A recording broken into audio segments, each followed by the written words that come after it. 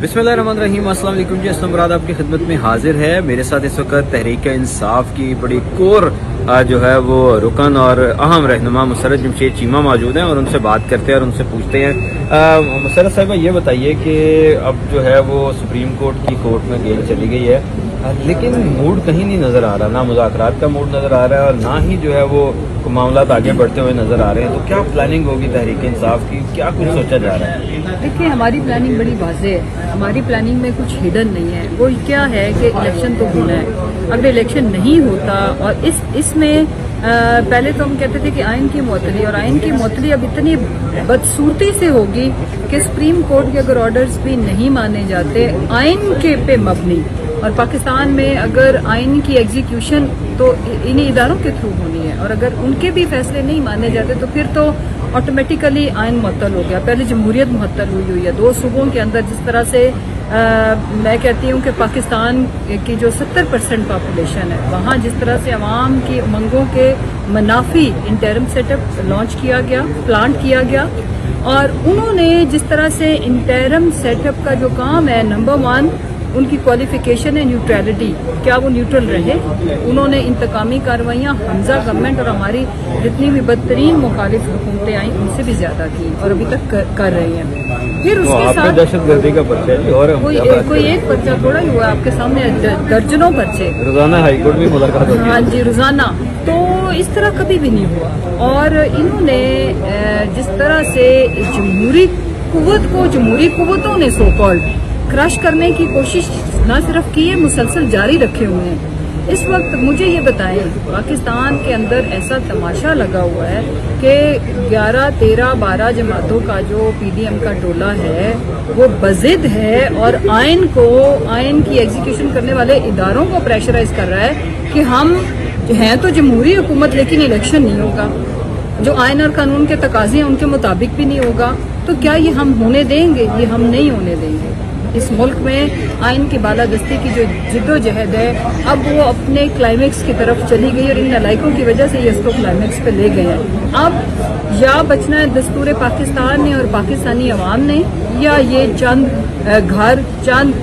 चोरों का टोला, या ये छोटा सा ग्रुप जो हमारे ऊपर मुसल्लत किया गया। तो आपके पास कॉमन सेंस या कलेक्टिव विजडम क्या कहती है?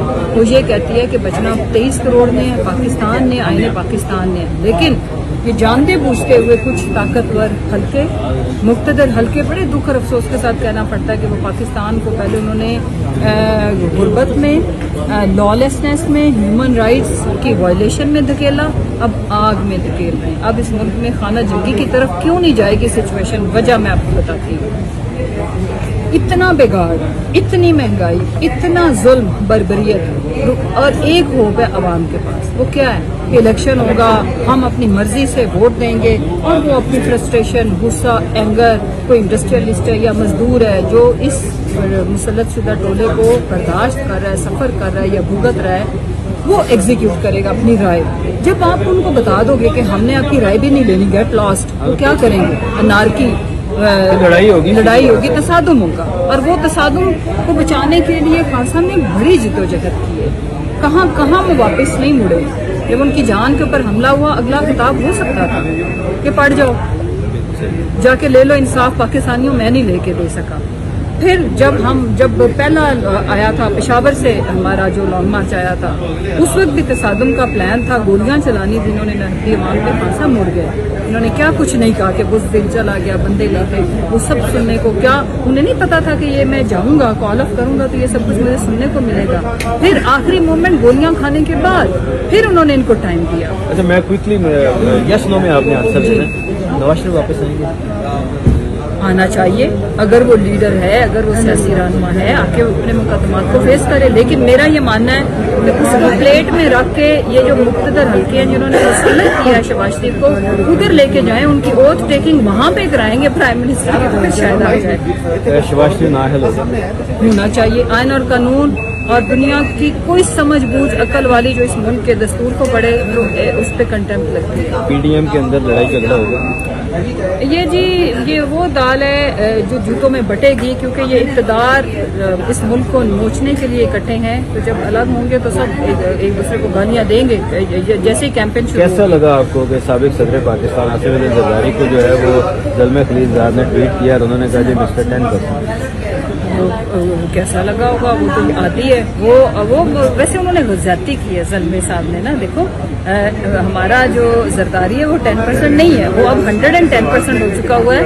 और दूसरा, गूगल पे जरा जरदारी सर्च करो ना, जरदारी टाइप करो और उसके मीनिंग देखो, तो वो इससे कहीं अगली मनाजिल पे पहुंचे हुए। मसलन कि जैसे कि आप पहले काउंसलर, उसके बाद आप कोई जिला काउंसिल का मेंबर, फिर आप एमपीए, फिर एमएनए, फिर मिनिस्टर, तो वो तो वजारत उज़्मा वाले इस तरह से सदारत वाले ओहदे जो उन्होंने करप्शन है उसमें भी वो इसके जो एक इंतहा होती है ना उस दर्जे पे फाइज हैं। तो आप खाली उन्हें 10% कह के उनकी तौहीन की है, उन जरदारी को माइंड करना चाहिए। आखिरी सवाल बताइएगा कि ये जो अंदर फवाद साहब ने बात की है जी कि कोई उम्मीद नहीं है इस गवर्नमेंट से, अब जो है वो सरों पे कफन बांधना चाहिए, ये क्या किस तरफ जा रही है पीटीआई? हम नहीं जा रहे, इन्होंने तो हमारे सरों पे तो कफन, या तो हम एक एक करके मर जाएं, जैसे हमारा यासिर अरफात मरा, पुल से गिराया, जिस तरह से इन्होंने हमारे जिले शाह को शहीद किया, जिस तरह से इन्होंने हमारी चादर चारदीवारी का तकद्दुस पामाल किया, हमारी मलाक को नुकसान पहुंचाया, हमारे खान साहब के घर के ऊपर उनकी चादर चारदीवारी की तौहीन की,